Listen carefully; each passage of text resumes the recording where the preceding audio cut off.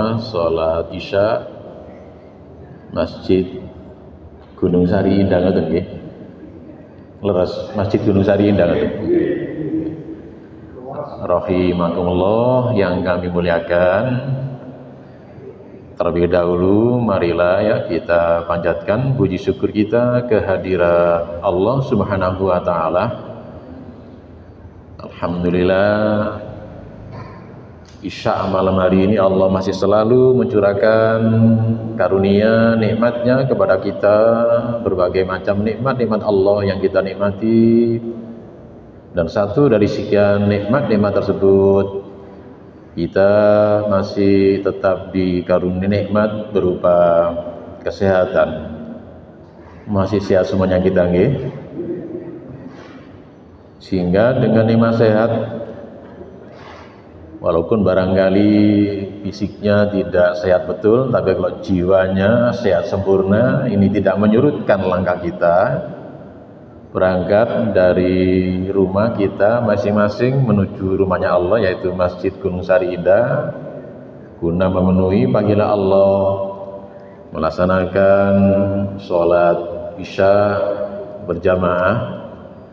Dan sehabis sholat isya kita bisa menggunakan waktu, dimanfaatkan untuk ngaji bersama-sama bareng-bareng seperti yang akan kita laksanakan pada malam hari ini.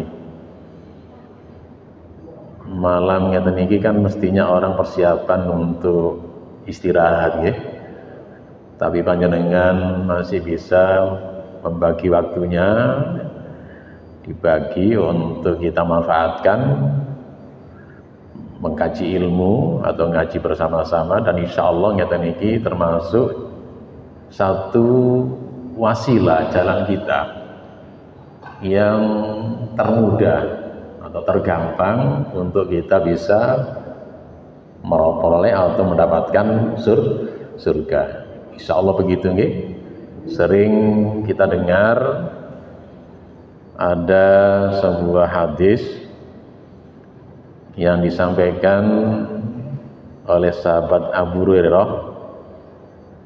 Hadisnya sahih, di Sahih Muslim ada hadisnya di mana Rasulullah pernah menyampaikan sabdanya, man salaka tariqan yaltamisu fi ilman sahhalallahu lahu bi tariqan ilal jannah.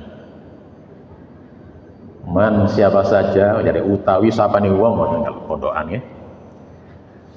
Man salaka, salak itu suluk itu artinya kebiasaan yang ditempuh, perjalanan kaki yang ditempuh tadi, torik ya, jalan yang ditempuh di sini adalah digunakan yaltamisu fil ilman, digunakan untuk menuntut ilmu. Ayu kata Imam Nawawi dalam Syarah Muslim, ilmu yang berkaitan dengan syariatnya Allah atau ilmu Islam. Maka sahhalallah, Allah akan berikan jalan yang mudah lahu baginya dengan gara-gara nuntut ilmu tadi itu, maka dia punya hak untuk bisa masuk surga dengan cara yang paling gampang. Kalau kita ibaratkan perjalanan di darat itu jalanan yang tidak ada hambatannya, itu jalan apa itu? Tol ngoten niku. Ini salah satunya kita rajin belajar atau menuntut ilmu, kados insya Allah malam hari ini bagian daripada kita ngaji itu. Jamaah rahimakumullah yang kami muliakan, kami diminta oleh Mas Husaini ya untuk memberikan materi yang berkaitan dengan masalah perawatan jenazah. Beliaunya cerita kepada kami dulu sudah pernah ngaji Ustaz, pernah disampaikan oleh Ustaz, di antaranya Ustaz Andrio nggih, pernah nggih. Juga pernah disampaikan Ustaz Saifuddin nggih, Saifuddin Zaini sudah pernah itu. Sebetulnya jamaah rahimakumullah, kalau rujukannya sama itu juga sama sebetulnya, karena rujukannya kita itu sudah ada buku panduannya, yaitu buku HPT itu. Jadi sama itu. Cuma barangkali masalah-masalah kematian itu kan tidak setiap hari ada.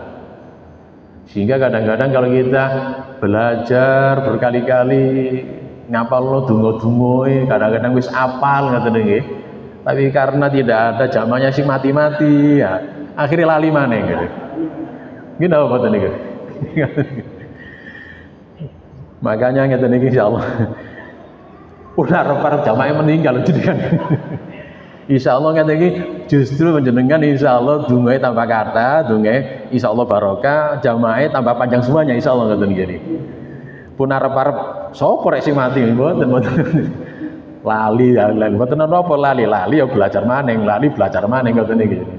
Mboten enten napa niku eleke kalau belajar ngoten niku. Jamaah rahimakumullah. Jadi kita ngaji bersama-sama ngeten iki bareng-bareng, bukan kami lebih mampu, lebih pandai, lebih pinter mboten. Kita sama-sama ngaji, sama-sama kita belajar. Hanya kebetulan malam hari ini kami diberikan mandat ya atau apa? Diminta untuk memberikan materi yang berkaitan dengan perawatan jenazah. Ngeten iki. Kalau kita merujuk kembali ya kepada kitab Himpunan Putusan Tarjih, insya Allah kita tidak asing ya. Dalam kitab jenazah di HPT halamannya 225 sampai halaman 266. Jadi banyak halamannya itu. Sekitar hampir 40 halaman. Ini yang terbitan lama ngeten iki Bapak Ibu nggih, ada ibu-ibu ngeten iki. Yang lama ini. Mungkin panjenengan ada yang nyimpen yang lama itu. Adapun yang ngeten iki terbitan baru ini terbitan sekitar 2009 ya terbaru ini, selisih 2 halaman. Pada halaman kalau terbitan yang baru halaman 227 sampai halaman 268. Ya, ini. Dan juga halaman dalilnya juga ada semuanya ini di halaman keterangan dalil-dalilnya di halaman 234 sampai halaman 237.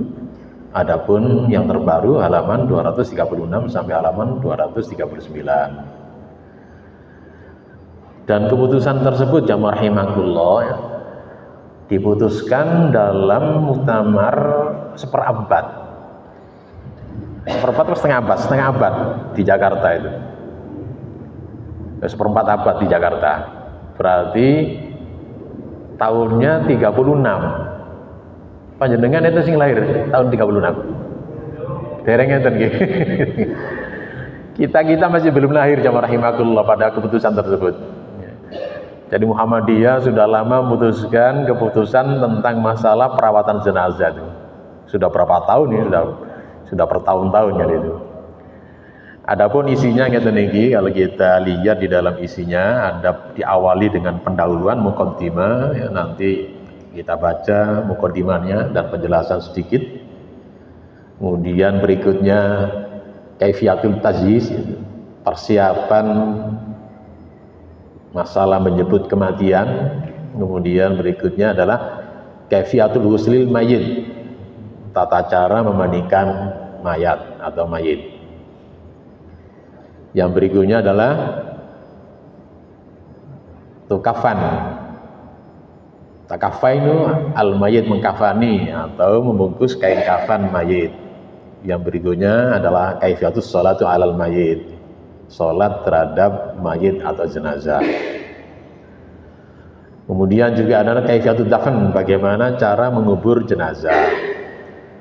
Berikutnya nanti takziah ini juga masuk di dalam kitab jenazah tersebut. Yang terakhir ziarah kubur. Nun gak ngonek. Oh, masya Allah. Boten ngonek. Ya ngapunten niki.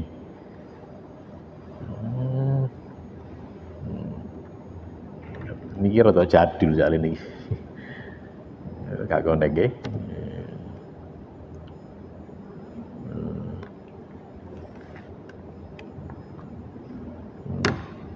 Dadi mang delok layar gak ono gambare. Insyaallah. Mboten kono nggih. Saged ta, Pak? Saged. Oh nggih, alhamdulillah. Nggih.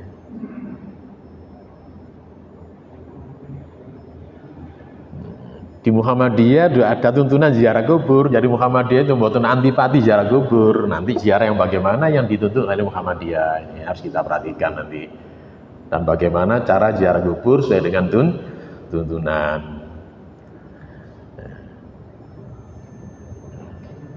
Nah kok mencolot-mencolot. Itu nggih. Itulah nanti insya Allah yang akan kita kaji. Jadi ada berapa hal tadi, berapa bab kira-kira, babnya kira-kira ada 7 bab tadi. Ya, mudah-mudahan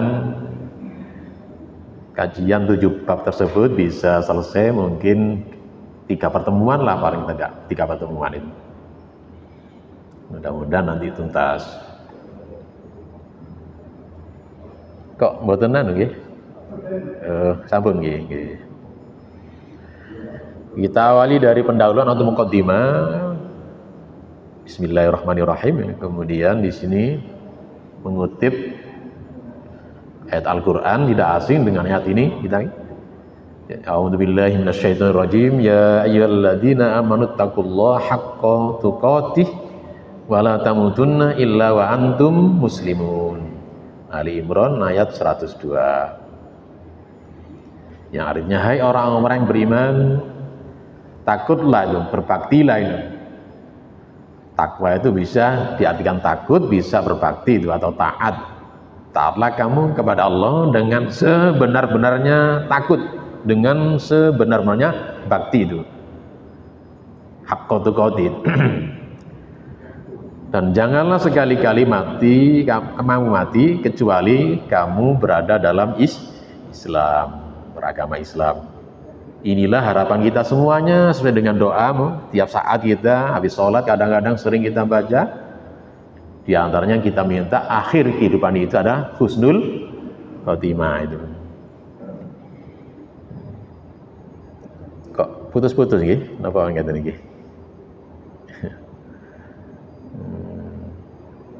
Ayat berikutnya, walain qutiltum, ini ayatnya panjang, kemudian diambil yang berkaitan dengan masalah kematian ya. Walain qutiltum fi sabilillah aw muttum naghfiratu minallahi wa rahmah khairum mimma yajma'un. Dan sungguh kalau kamu gugur di jalan Allah atau meninggal, tentulah ampunan Allah dan rahmatnya lebih baik bagimu dari harta rampasan yang mereka kumpulkan. Ayat jihad, ayat perang ngoten niku turune wonten Madinah itu. Berarti ayat ngoten niki adalah ayat Madaniyah ngoten niku. Kalau jihad turun di Mekah, jihad bukan artinya perang karena di sana tidak ada perintah perang ketika di Mekah. Baru perintah perang itu ketika Rasulullah hijrah di Madinah ya. Jadi jihad itu artinya memang luas sekali, bisa diartikan perang dan bisa diartikan berjuang dengan segala aspek kehidupan kita. Dalam aspek ekonomi mungkin kita butuh perjuangan yang serius, ngeten iki, butuh yang lain, perjuangan di bidang pendidikan, perjuangan di bidang yang lain perlu ini supaya kita lebih maju, lebih bagus itu. Kemudian jamaah rahimakumullah, bagaimana cara penyediaan?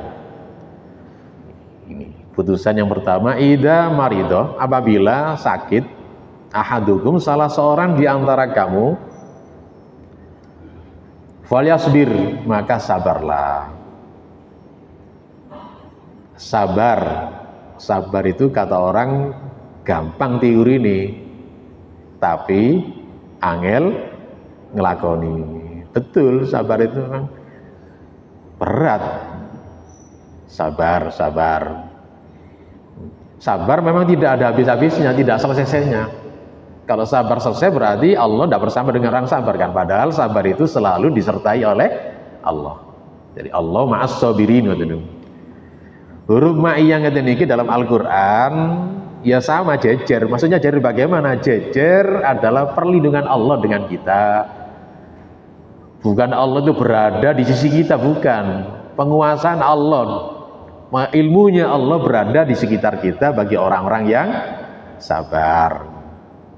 Itu paham yang sudah sampaikan, mungkin di sini ada kajian tauhid ya. Merujuk pada hadis yang rahimakumullah, mari kita perhatikan. Hadis yang pertama disampaikan dari sahabat Abu Hurairah radhiyallahu anhu, semoga Allah meridhoinya, anna nabiyya sallallahu alaihi wasallam, bahasa Nabi sallallahu alaihi wasallam qala, terap sabda, man, siapa saja marido, sakit, lailan, malam hari, fasobaro, maka dia sabar, waradiya biha, dan dia rela ridho terhadap apa yang menimpanya itu, adillah, bahwa itu dari Allah. Kharaja, akan keluar, min dunubi, dari dosa-dosanya, kayaumin, sebagaimana hari, waladathu ummuhu, sebagaimana ketika dia dilahirkan dari ibunya. Bayi kan tidak punya dosa. Ya seperti itu gambarannya, manakala kalau kita diuji oleh Allah, sakit kemudian sabar, maka dengan sabar dosa-dosa kita itu akan dihapus semuanya oleh Allah, sehingga kita diibaratkan bayi yang baru lahir, tidak punya dosa itu. Tapi masalahnya kuat tak orang ketika diuji sakit itu? Sakit orang dino dori mungkin, kalau 2 minggu mungkin masih kuat. Kalau misalnya 20 tahun kira-kira itu. Nah, ini kadang-kadang orang itu kadang-kadang dungoy, kadang-kadang gak karu-karuan itu. Kadang-kadang kalau misalnya tauhidnya gak kuat, kadang-kadang juga ini lari kemana-mana ini. Walaupun sewu iya karena butuhnya kepada Allah, tapi kalau tauhidnya nggak kuat, ini kan tauhid nggak niki, iya karena butuh itu. Kajian tauhid sudah dikaji di sini itu. Saya lihat di sini banyak di share di grup ini. Sinten sing ustaz ini, kiai sinten ini. Nah, itu. Jadi iya karena butuh itu kan ini adalah ayat tauhid nggak niki. Iya itu kan bentuknya adalah ini jumlah fi'liyah, tapi khobarnya kok diletakkan di depan. Ada apa itu? Khobar itu adalah tadi itu, iya itu khobar, bukan mubtada. Na'budu itu adalah mubtadanya. Tapi kenapa kok dibalik oleh seperti itu? Kata Ibnu Taimiyah rahimahullah, ayat ini mengandung tauhid yang sangat kuat, bahwa ibadah itu hanya tertuju kepada Allah. Tetapi ketika misalnya wa iyyaka nasta'in, ini kadang-kadang orang nggak kuat. Kadang-kadang minta ke sana kemari, kalau nggak kuat tauhidnya itu. Ya. Bahasa rotok di nopo niku di ketok di apa namanya? Gak nang dukun, aku gak nang dukun. Nandi Pak, wong pinter. Wong pinter katanya, pinter apa itu? Kalau pinter ngobati cara apa? Makanya Muhammadiyah mendirikan panti-panti, misalnya pengobatan, klinik-klinik, rumah sakit itu dalam rangka untuk menepis anggapan yang punya anggapan takhayul khurafat ngoten niku di kalangan masyarakat kita yang masih kental ngoten niki. Jadi ngeten niki harus sabar. Kalau nggak kuat kadang-kadang nyun sewu yang rahimakumullah. Setan itu lebih kuat kadang-kadang. Setan kadang-kadang berupa teman kita, kadang-kadang macam-macam ya kadang-kadang itu. Kalau nggak sabar kadang-kadang itu nanti di akhir hayatnya, ini tantangan terakhir itu. Kalau sakitnya sangat parah itu. Kalau enggak nanti bisa-bisa nanti dalam keadaan yunseun naudzubillah min dzalik, ya kita berlindung kepada Allah dalam keadaan mati bukan husnul khotimah tapi su'ul khotimah itu. Walaupun hadis ini menurut penelitian oleh ulama hadis, Albani mengatakan dhaif, sementara ulama mengatakan hasan. Termasuk di dalam kitab Sirajul Munir. As-Sirajul Munir adalah tafsir ini yang ditulis oleh Al-Khatib, ada sekitar 7 jilid ini, tafsir Al-Munir. Dia mengatakan hadis ini hasan, tidak dhaif. Kemudian wal ta'udahu, jenguklah itu, menjenguk orang sakit jamaah rahimakumullah, bisa menjadikan hukumnya wajib, bisa menjadikan sunnah mu'akkadah. Tapi yang jelas ada mengatakan mubah, ini perintah agama kok. Bisa menjadi wajib manakala kalau misalnya dijenguk tadi memang dia memang seharusnya harus dijenguk. Kalau nggak dijenguk ini bahaya bagi kesehatannya, bagi kehidupannya itu. Bahaya apa? Mungkin bahaya akidahnya kalau nggak diselamatkan. Makanya nanti kaitannya dengan talqin itu, ini tantangan terakhir kata niki, perlunya kita menjenguk itu. Lebih-lebih kalau sudah sakit parah itu. Ini penting sekali itu. Rujukan hadisnya di hadisnya Nabi Hurairah radhiyallahu anhu. anna Rasulullah sallallahu alaihi wasallam qala, bahwa Rasulullah SAW telah bersabda itu, hakun muslimin, hak itu mengatakan wajib, sebagian mengatakan sunnah muakkadah itu. Muslim alal muslim, muslim terhadap muslim yang lain itu. Ada khamsun, ini insya Allah merujuk di dalam Sahih Bukhari. Kalau di Sahih Muslim ada situn, ada 6 itu. Nah, ini menggunakan, berarti lafadznya menggunakan Imam Bukhari. Yang pertama adalah ruddud salam. Ruddud itu menolak, maksudnya menjawab salam. Menjawab salam hukumnya wajib. Tapi kalau mengucapkan tidak. Mengucapkan salam sunnah hukumnya, yang menjawab wajib menjawab salam itu. Bahkan ini bagian syiar Islam, asfis salam kata Rasul, tebakan salam itu, karena nanti juga salah satu kunci-kunci surga itu akan dibuka dengan salam kata Rasulullah. Kata ini hikmah dibalik perintah salam, tebarkan salam itu, dan menjawab salam menjadi wajib. Ini termasuk hakul muslim. Yang kedua, ini kaitan dengan apa namanya, sakit. Waidah itu menjenguk al-marid, kepada orang yang sakit. Jamaah rahimakumullah, akhir-akhir sekarang ini mungkin tergerus oleh kemajuan zaman, termasuk di kalangan jamaah kita sendiri.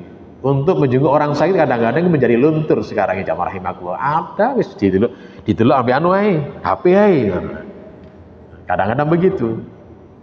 Apalagi sekarang yang saya marhim, ada orang yang sakit, keluarganya itu dilarang menjenguk. Ini keliru, jamaah rahimakumullah. Orang menjenguk itu masya Allah doa malaikat, dinangi malaikat, dan doanya malaikat itu selalu mendoakan kepada orang yang menjenguk, kok malah dilarang itu. Ya, ini. Kecuali dalam keadaan kritis di ruang tertentu memang, tapi tetap kalau menjenguk tetap, misalnya kalau di rumah sakit kita jenguk walaupun tidak bisa masuk di ruang tertentu itu, kita jenguk. Ini penting sekali kita lakukan, lebih-lebih nanti menghadapi sakratul maut, saat-saat yang paling akhir ajal menjemput.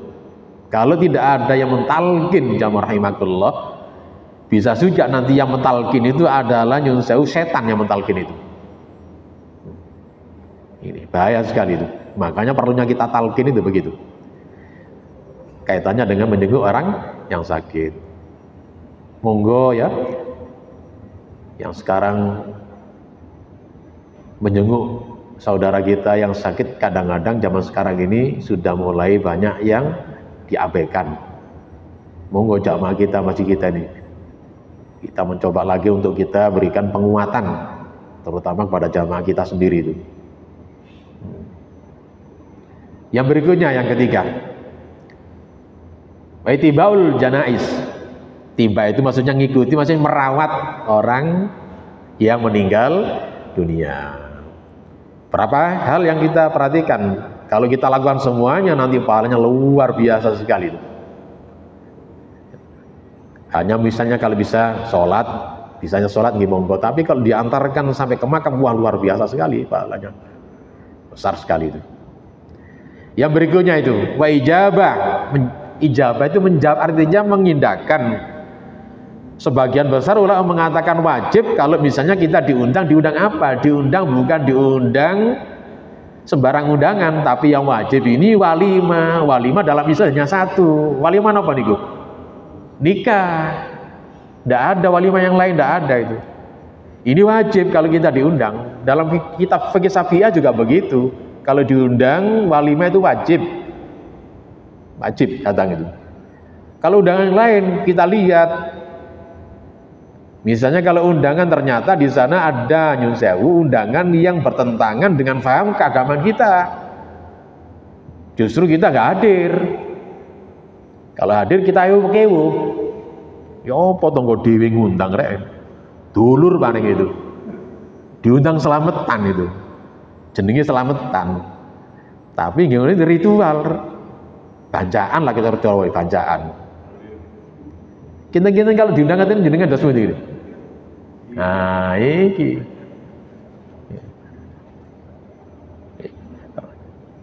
Ada pertanyaan disampaikan ke pimpinan pusat Majelis Tarjih. Ketika kami diundang tetangga kami, bahkan masih kerabatan dengan kami. Sikap kami bagaimana?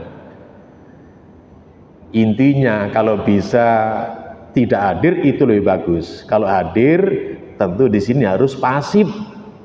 Gak melok cawe-cawe itu. Wis menengahi. Nanti kalau jamuan bagaimana? Kita bisa ya apa ya? Ngeten.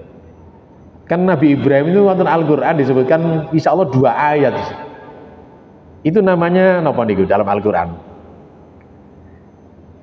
Padahal sesungguhnya nyun sewu.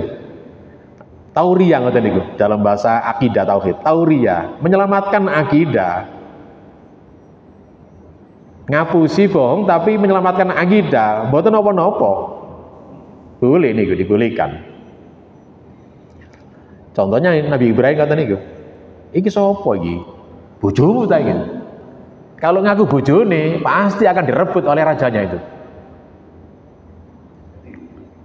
Napa jawab Ibrahim, Nabi Ibrahim? Dudu, iku saudaraku perempuan. Nah, ngoten niku.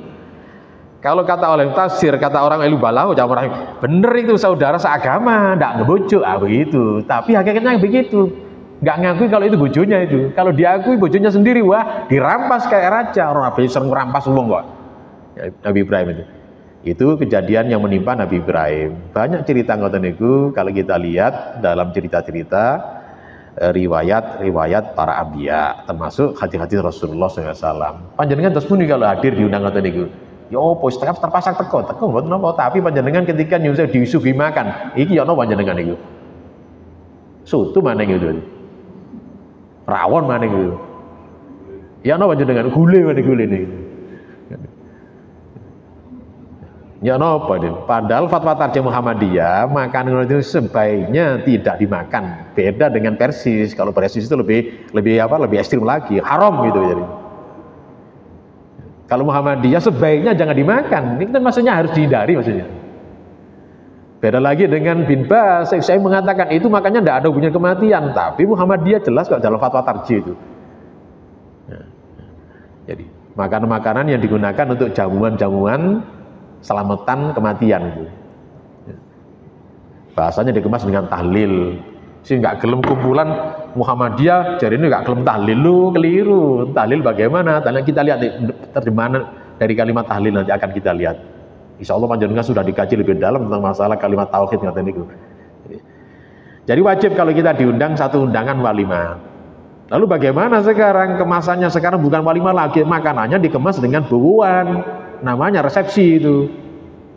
Buuan resepsi itu bukan syariat, itu adat. Kalau adat tidak bertentangan syariat tidak apa-apa, mubah boleh. Kalau bertentangan dengan adat tidak boleh kita melaksanakan. Akhirnya menjadikan seakan-akan menjadi wajib, kadang-kadang menjadikan catatan inting-inting gitu. Ini bahaya ngeten niki. Sing gak teko sapa emang. Dititeni catatan ini. Ini kan gimana ngoten niki? Padahal aslinya ngoten. Kasih-kasihan maksudnya tahaddu itu, hadiah itu dibolehkan sama-sama orang kaya. Ibaratkan seperti itu. Ngadu itu boleh saja kepada orang kaya. Tapi kalau sedekah kepada orang tidak boleh. Sedekah kepada orang kaya itu. Ada sasaran sendiri, tasarufnya juga disebutkan oleh agama. Kalau hadiah boleh, tapi kalau sudah ada ya wis ikhlas no. Oh jangan sampai nanti ada perasaan, nah itu ini budaya akhirnya menjadikan tuntunan buat nangsal kata niku. Yang ada tuntunannya dalam syariat adalah walimah. Walimah itu awalin itu kan kaitannya dengan masalah harus itu nikah, makanan ada hidangan nih nikah, kemantenan lah kalau sekarang itu. Yang berikutnya yang kelima ini. Wa tasmid. Tasmid itu berdoa ketika atos. Atis itu adalah wahing, bersing itu. Bersing ada tuntunannya. Dalam Islam itu pun juga harus kita tutup dengan tangan itu. Lebih-lebih sekarang katanya terpapar lagi apa niku? Virus-virus yang bahaya kata niku. Ngapunten. Saya bukan gaya-gaya bukan. Sebelum ada Covid saya terbiasa ngeten iki nyusun sewu. Lebih-lebih nyusun masjid sekarang itu banyak modern semuanya menggunakan AC ngeten iki nyusun sewu. Kalau nggak saya tutup kadang-kadang gorokan atau apa namanya kena AC kan gampang banget kering ngeten iki. Jadi atos adalah bersin. Menjawab orang yang bersin itu juga sunnah itu. Nah, ngeten iki termasuk ta'abudi ibadah jamaah rahimakumullah. Ada cerita yang disampaikan di Sahih Muslim juga ada ini. Suatu ketika Ibnu Umar, namanya Abdullah bin Ibnu Umar itu, di sampingnya ada orang bersin, dungo itu CJ dengan tuntunan Rasulullah SAW. Alhamdulillah diterusno wake dawa bacane. Ada sholawatnya juga macam-macam. Akhirnya ditegur oleh Ibnu, "Loh kok begini kamu? Kenapa ya Abdullah itu?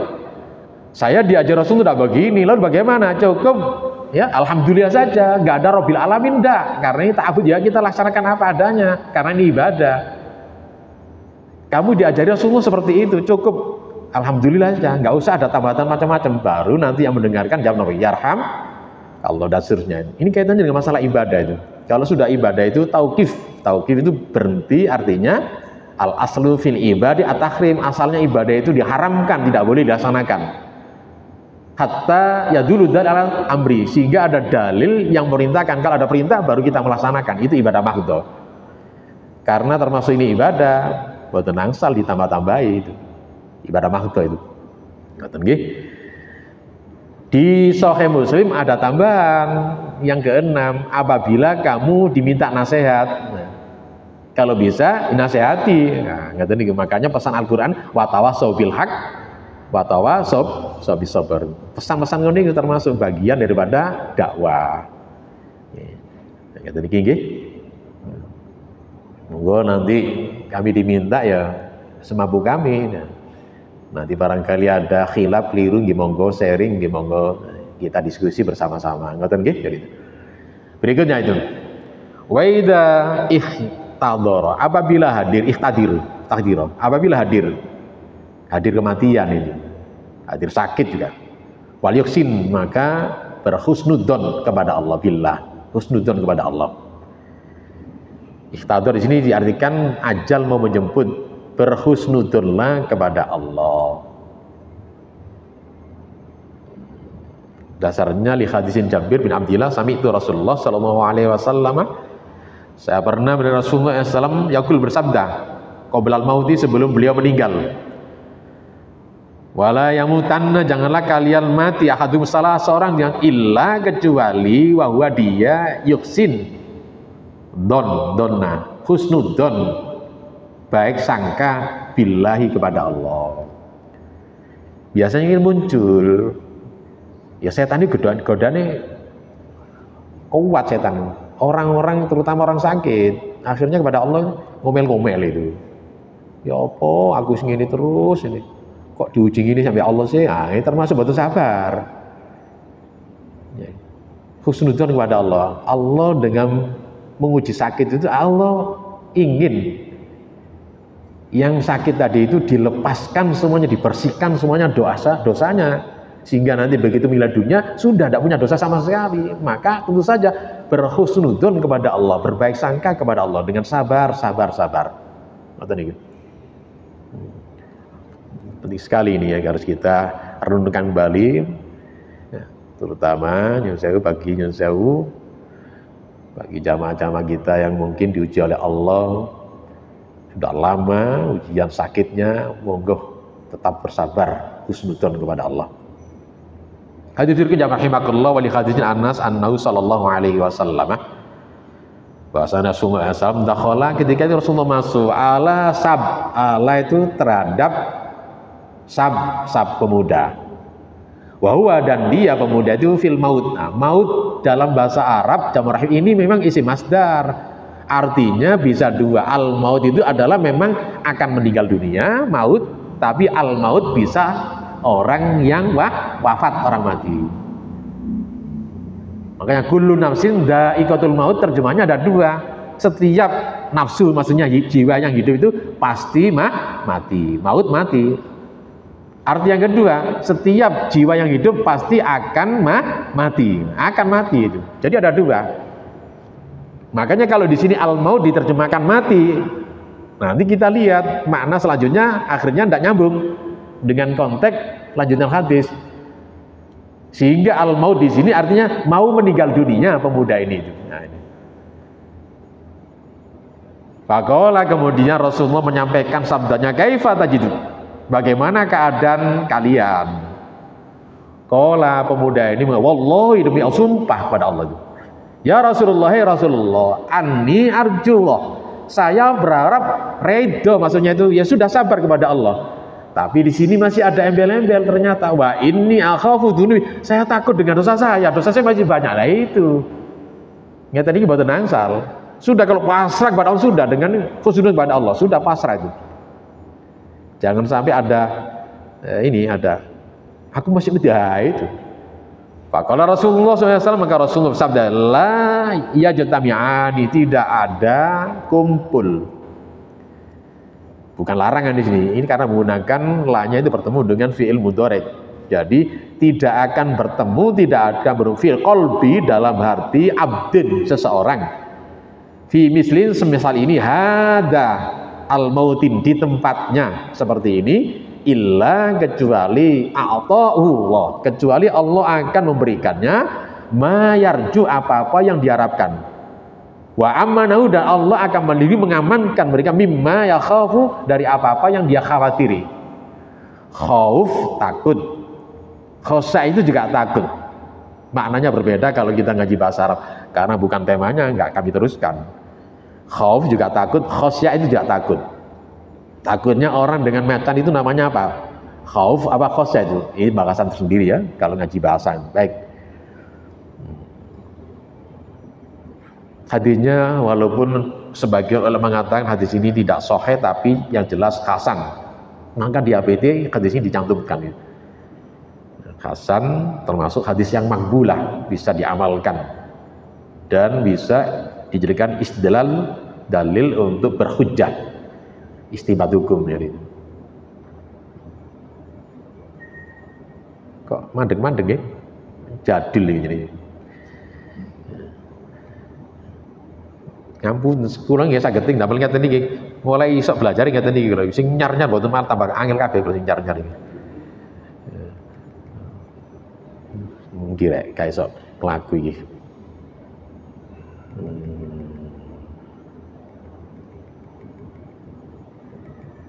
Lu gak gelem mlaku itu nih.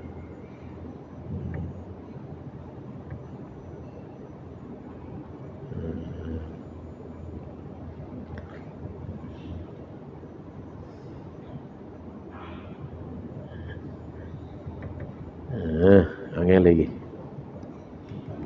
Lu kok mlaku dulu. Ya Allah. Ya teni iki.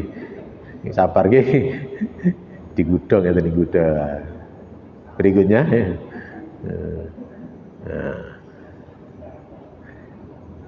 ini lah berikutnya ya. Ini perintah berikutnya ini. Wal yusi, berbalikan wasiat. In, jika ini urus syarat itu ya. Taroka, meninggalkan khair itu kebajikan, maksudnya harta itu. Kalau tidak punya harta seperti Rasulullah, ya Rasulullah tetap wasiat dengan hal-hal yang baik-baik, pesan omongan itu. Karena punya harta itu, punya harta ya lebih-lebih punya harta harus wasiat. Ini perintah agama, perintah Al-Quran. Liqouli ta'ala, karena Allah berfirman, kutiba, ditetapkan, diwajibkan alaikum, atas kamu semuanya, idza, apabila hadir ahadukum, salah seorang al maut. Nah, di sini berarti maut di sini bukan mati, mau akan mati di sini ya gitu. Wis mati kan gak bisa pesen itu, berarti sih orang yang mau meninggal dunia disuruh wasiat intaroka, jika meninggalkan khaira, harta maksudnya khair ini al wasiyah, dengan wasiat yang baik-baik. Ayat ini kata ulama ahli tafsir dalam tafsir Al-Ahkam, Ajaxos misalnya begitu ya, dimaksud hukumnya, tapi ayatnya masih tidak boleh dimaksud, kalau ayatnya tidak boleh. Kenapa? Dimaksud dengan hukumnya ayat-ayat waris. Tapi sebagian ulama mengatakan tidak dimaksud hukumnya yang berkaitan nyunsewu ketika manakala menjumpai hubungan antara anak dengan orang tuanya beda agama. Beda agama menjadi putus hubungan waris, maka ayat ini masih berlaku. Misalnya sang anak kepada orang tuanya hubungan warisnya putus, bagaimana supaya orang tuanya kepada anaknya yang beda agama tadi, yang satu Islam misalnya, anaknya tidak Islam itu, Caranya bisa menggunakan bukan waris, menggunakan ayat ini. Nah, begitu. Jadi tidak dimaksud hukumnya masih berlaku manakala kalau menjumpai hal-hal yang khusus. Misalnya tadi itu orang tuanya Islam, anaknya tidak, waris tidak boleh anaknya, maka ayat ini diterapkan. Wasiat, tapi wasiat sini ada batasan hadis, wala wasiata, tidak boleh wasiat illa kecuali di sini sampai apa? Sulus, kecuali hanya sampai sepertiga saja. Itu pun kata Rasulullah sudah banyak sepertiga itu. Ngoten ya. Bahas masalah wasiat ngoten niku. Wasiat penting itu. Nah ini. Walakinuhu, dan talqin lain. Talqin itu mengajari. Dengan apa kalimat la ilaha illallah. Ini kalimat tauhid, kalimat tahlil.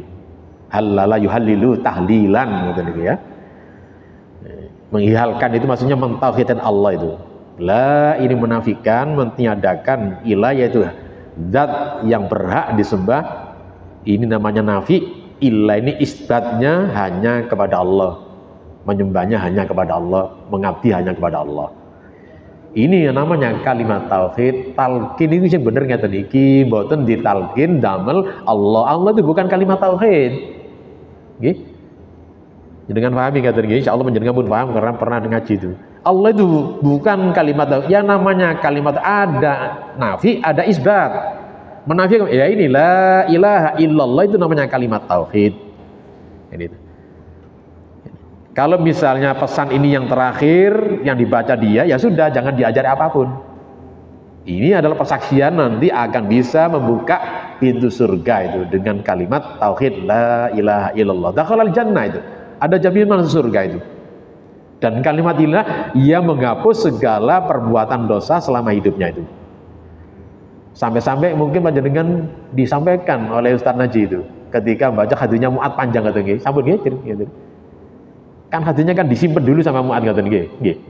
Dirahasiakan itu. Karena ilmu takutnya dosa Mu'ad disampaikan mau meninggal dunia oleh Mu'ad kata nggih, kalimat kata nggih. Panjang kata kalau ngaji masalah tauhid nggih. Baik. Ada lagi hadisnya yang kata nggih. Oh, sumbernya kata hadisnya.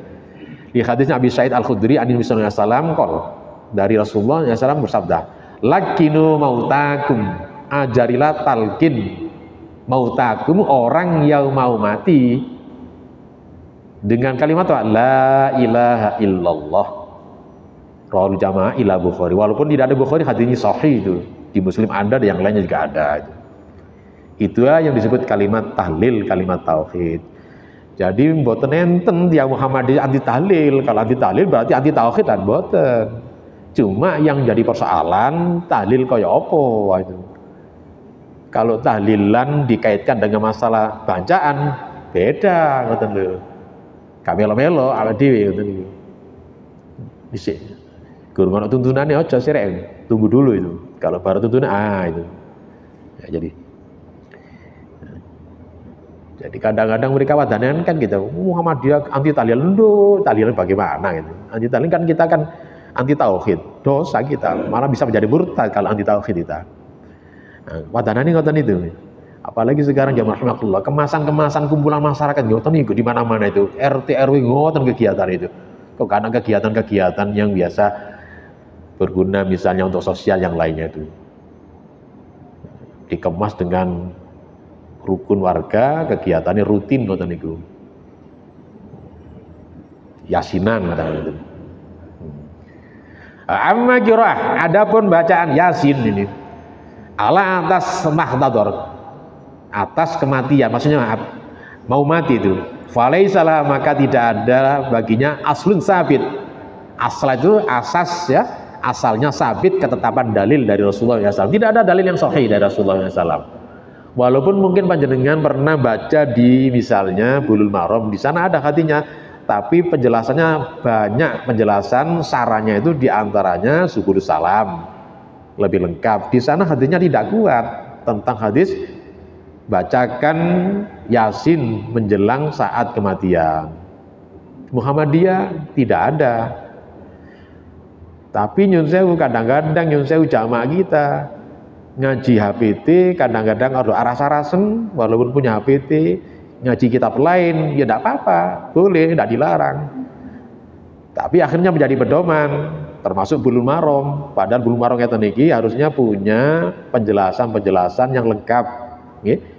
Sarannya juga banyak, kemudian dikomparasi dengan HPT. Kira-kira dengan HPT bagaimana? Ternyata HPT tidak ada kok tentang masalah mentalkin ya, orang yang mau mati dengan Yasin. Ternyata yang diamalkan apa? Bukan HPT-nya, yang diamalkan termasuk bulul marom. Apa yang terjadi?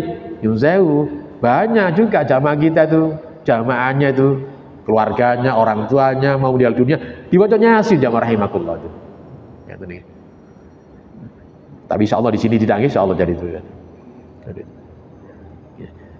Kami tahu sendiri itu. Jadi masih ada begitu. Padahal putusan HPT ngiteni resmi ya rahmatullah ya. Enggak kami kurangi apa adanya, mboten enten. Dasar yang kuat tentang masalah mentalgin dengan membaca surat Yasin. Sampai jam pinten ngeten iki? Biasa. Nun? Loh, jam pinten, Pak? Jam 10. Lu jam 10. Wah, lah nggo bantal kabeh. Aja suwe-suwe. Dereng 1 jam iki, dereng nggih. Ya belum, baik. Sayang enggak ono bel, ngono sekolah ono bel ngoten iki. Kita lanjutkan. Nah, berikutnya ini. Atau nanti sebelum waktunya habis, ada waktu untuk kita berikan apa? Diskusi, ngobrol-ngobrol, monggo nanti tanya jawab. Berikutnya ini soal yang terakhir yang keenam. Wajih ini, hadapkanlah itu al-kiblat itu ke kiblat. Kalau mau meninggal dunia sakit, memang tuntunannya di hadapan kiblat. Kalau sakit, kalau misalnya mati, tidak ada tuntunannya di hadapan kiblat. Nanti di dalam kubur perdebatan sendiri, nanti ada pembahasan sendiri di kubur itu. Ya. Ini masalah menghadap kiblat ada dasarnya bagi orang yang sakit parah lah itu, mau meninggal dunia itu. 5 rawa ada riwayat Al-Hakim, wal Baihaqi dan Baihaqi, walaupun hadisnya tidak sahih tapi hasan an Abi Qatadah, dari Abi Qatadah annal Bara' bin Azib bin Mahrur ini. Bara' bin Mahrur auso berwasiat. Ini wasiat penting, bukan wasiat harta ini, karena dia termasuk orang melarat, sahabat melarat itu. Wajib untuk dihadapkan ila kiblah, di hadapan kiblat itu. Dia pesan kalau sakit nanti saya hadapan ke kiblat. Faqala Rasulullah SAW memberikan respon asobal fitrah, ini sesuai dengan fitrah, maksudnya sesuai dengan agama. Ya begitulah tuntunannya kata Rasulullah. Ya, hadapan kiblat kalau apa namanya sakit parah itu. Satu lagi, nama lagi ini yang ketujuh. Summa kemudian ida apabila mata, kalau sudah wafat ini menggunakan fi'il mati itu. Mati. Bahom itu maka tutuplah itu atau selubunglah itu atau apa namanya tutuplah ainahi, matanya itu, tutup matanya kalau mati. Apakah setiap jenazah harus tutup matanya? Ndak. Lihat di sini ilat daripada hadisnya itu. Ilat itu maksudnya apa? Hadis itu tutup mata karena ada suatu ketika seorang sahabat meninggal dunia, matanya nyun sewu, meripati nyun sewu, mboten saged nutup, mendeli ngoten lho, bahasa ngoten. Mendeli. Kalau orang sekarang kan, wah, termasuk ngeten iki keluarga kaget kabeh itu. Oh, iki warga kan ini sahabat, jangan sekali lagi mengatakan sahabat bukan orang baik itu. Nah, untuk menilai enggak boleh kita itu.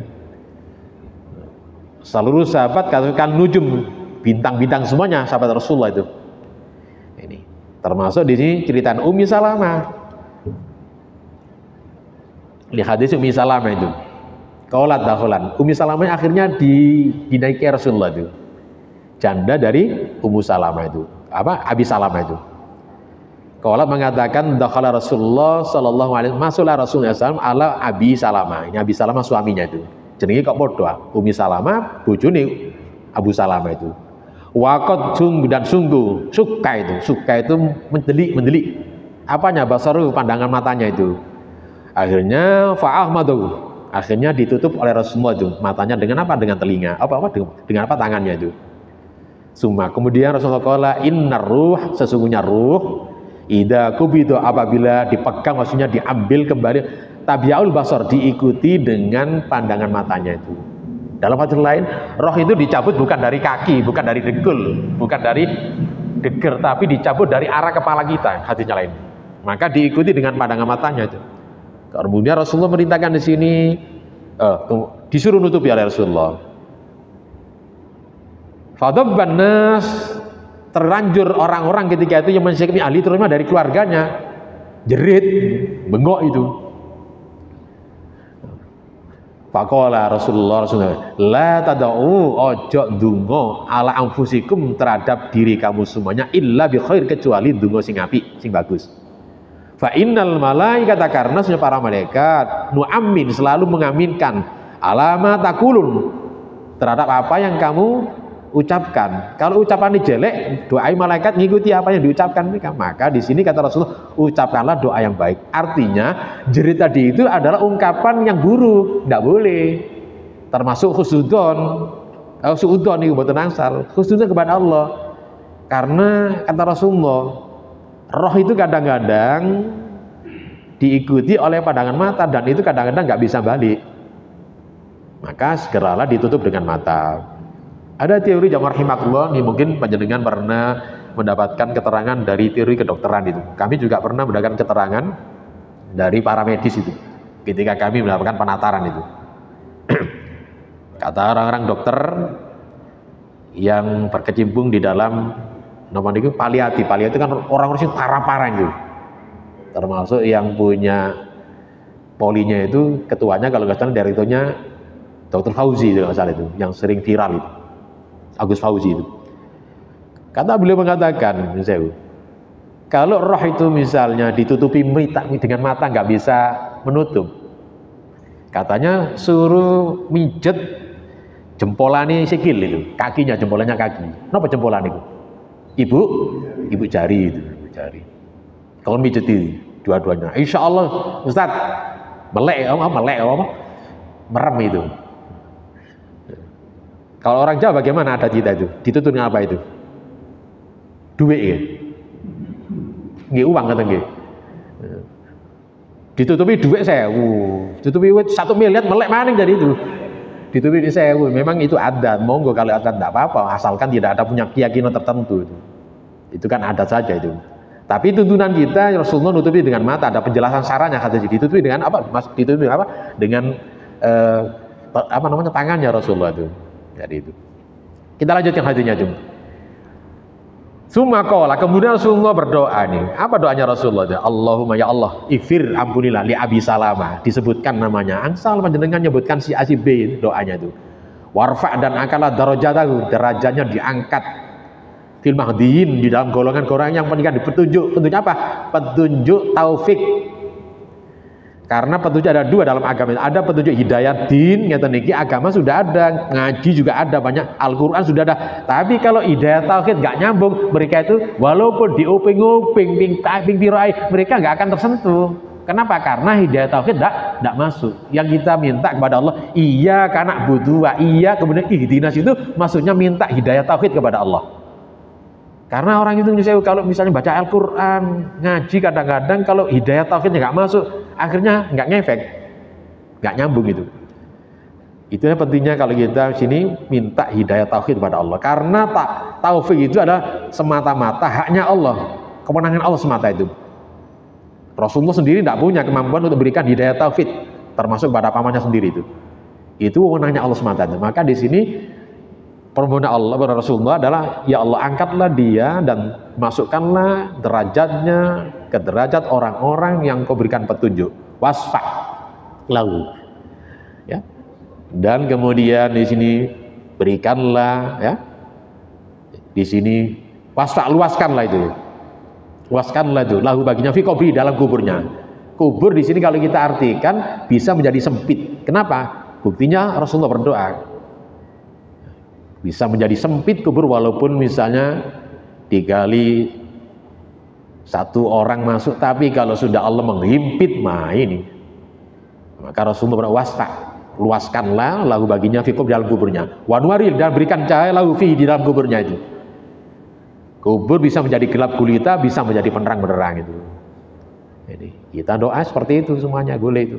Kemudian waktu lau fi aqibi, dan gantilah dia setelah kematiannya itu. Akhirnya doa ini dibaca kali Umi Salamah rahimahullah, bujunya tadi itu menjadi janda. Setelah masa idahnya habis, Rasulullah diperintahkan oleh Allah Subhanahu wa taala untuk menikahi Ummu Salamah itu. Jandanya Abi Salamah dinikahi Rasulullah berkat doa-doa inna lillahi wa inna ilaihi rajiun. Allahumma firli apa nih? Bukan itu. Wakhli apa namanya?